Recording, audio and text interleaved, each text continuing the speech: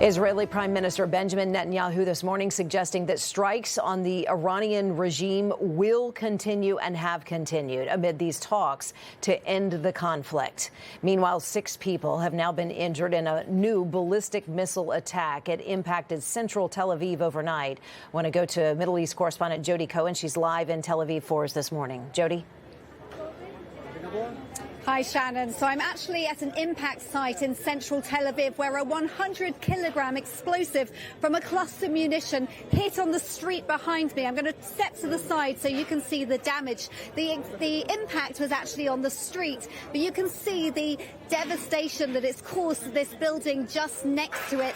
We're hearing from the authorities that the people who were trapped in the shelter under the building, they have all been rescued, and thankfully only 4 people were only lightly injured, and residents here are calling this an absolute miracle that there weren't more serious injuries. And they said that they're now going to be filling the hole in the street, and there is concern that the building could collapse, so they're keeping people away. I don't know if you can see behind me the people in the orange vests and the white T-shirts. These are all volunteers who have come to help clear up the apartments in this neighborhood.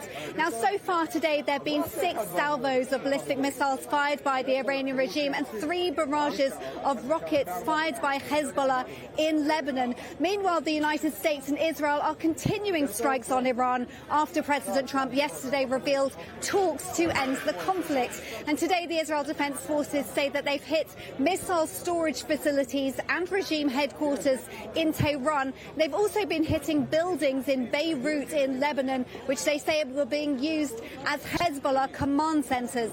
Now, in Prime Minister Netanyahu's first statement since the announcement of the talks, he released an upbeat video message. Take a listen. Earlier today, I spoke with our friend President Trump. He believes there is an opportunity to leverage the tremendous achievements we have reached alongside the U.S. military to realize the goals of the war through an agreement that will safeguard our vital interests. At the same time, we are continuing to strike in Iran and also Lebanon. Now, Vice President J.D. Vance has reportedly spoken on the phone with Prime Minister Netanyahu about the talks.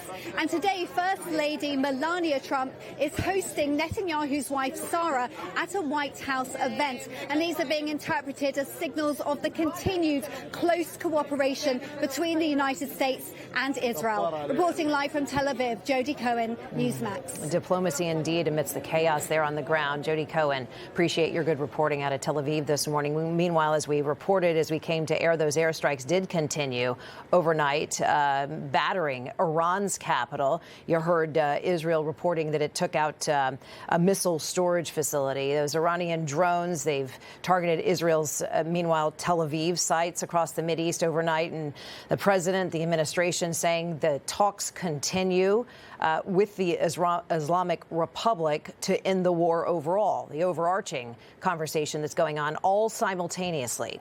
Meanwhile, more U.S. Marines are on their way to the Gulf as both sides continue this intense barrage of firing. Welcoming in Lieutenant Colonel and President of the London Center for Policy Research, Tony Shaffer. Colonel, thanks for being with us.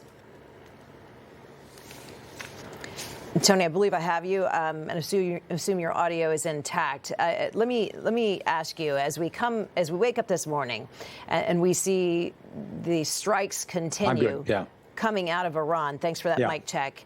Sure. Good to see you. So we know that we have obliterated their missile stockpile. Their drone capabilities drastically diminished. Israel reporting overnight in Jodie's report that they took out another missile storage facility in Tehran. They continue targeting Lebanon, southern Lebanon as well. From your intel and the numbers that you keep track of militarily, why are we still seeing so many missiles coming out of Iran this morning? And then Kuwait and Bahrain, of course, overnight as well.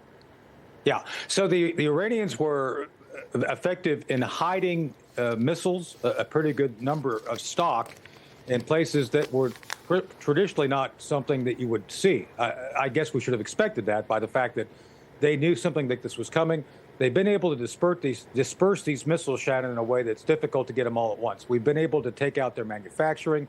We've been able to take out their larger storage areas. But clearly, They were able to get these things stored in places, and that's why the military operations continue on both sides. So I'm not happy about the fact that we're seeing at this point in the war a continued ability of the Iranians to hit targets strategically, and that's what this is. They're being able to hit things at a great distance. But I do believe that we're making progress to reduce their ability to do this. They're going to run out. And the other thing and you're probably going to want to talk about, is the leadership. Why are they continuing to do this? I would argue partly because we don't actually know who's in charge of the IRGC or who's actually directing these things to happen.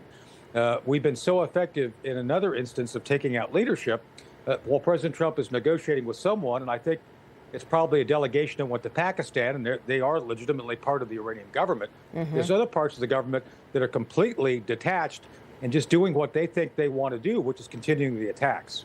Yeah, I think what many Americans don't understand, it's very much like in this country, you have county sheriffs, right, in multiple counties in a state. And so the IRGC is formed like this, where there's literally 31 different sections of their military makeup, and there's a general in every single one of them. Am I understanding that correctly?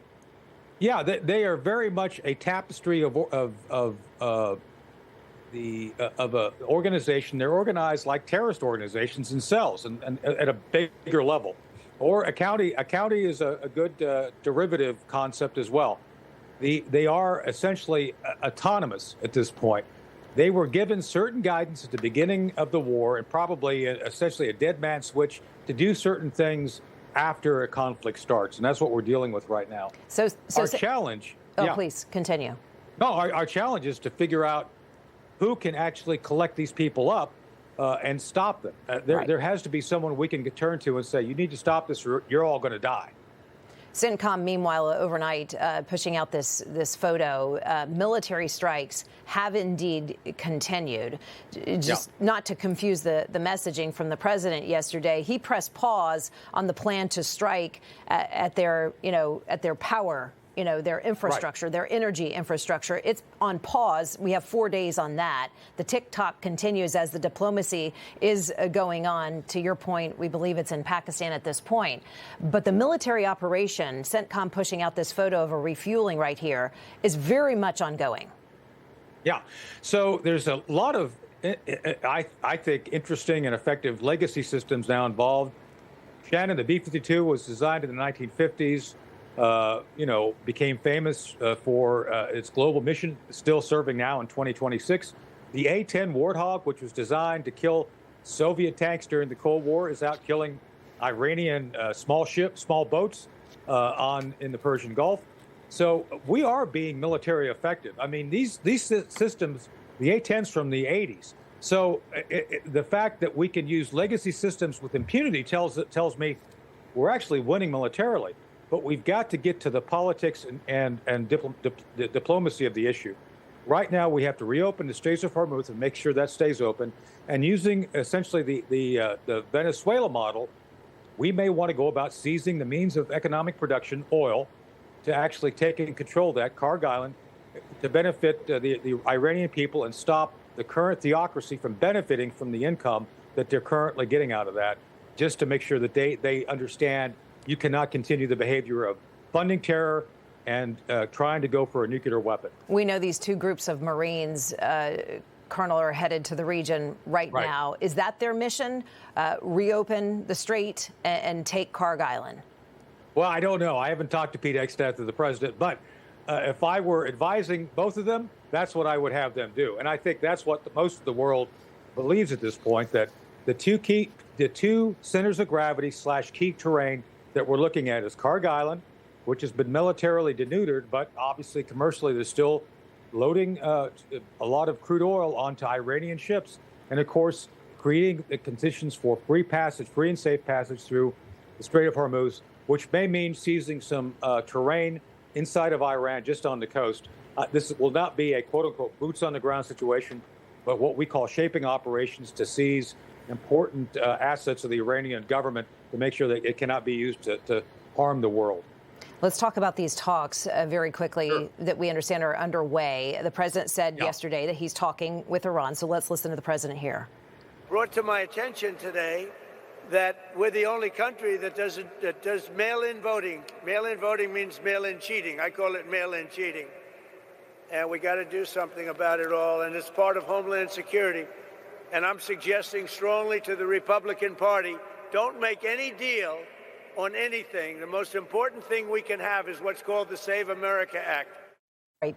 Apologies for that, Tony. That was, of course, the wrong soundbite. The president was talking at that forum in Memphis yesterday on a myriad of topics. But basically on the tarmac, He said they want peace. They've agreed they will not have a nuclear weapon.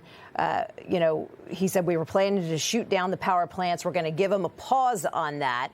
Of course, Iran started pushing back immediately saying, hey, we're not talking with the administration. And then CBS News, let's go to that if we can. I believe we have that element confirming that there is acknowledgement this morning as we wake up that the two sides are indeed talking. There was some reporting overnight that this was taking place in Pakistan.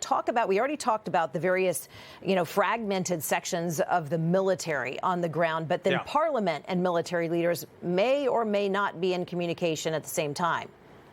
Yeah, so look, I've run track twos, as a matter of fact, between members of Congress and Pakistan at some point during the Afghan war. Track twos, these behind-the-scenes contacts are very important. They're critical to essentially bringing down the tension. And I think that's part of what's going on here.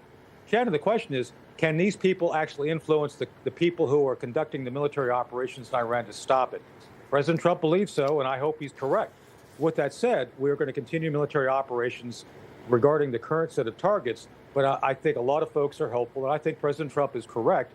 We do have a dialogue going on. And by the way, the Iranians pushing back, Shannon, and saying no talks, that's for their domestic consumption. Sure. They don't want the Iranian people to believe that they're weak, even though they are. So that's why they said that, even though clearly there's talks going on right now. Public perception is everything on the ground. It's pretty much the last thread of power that they have.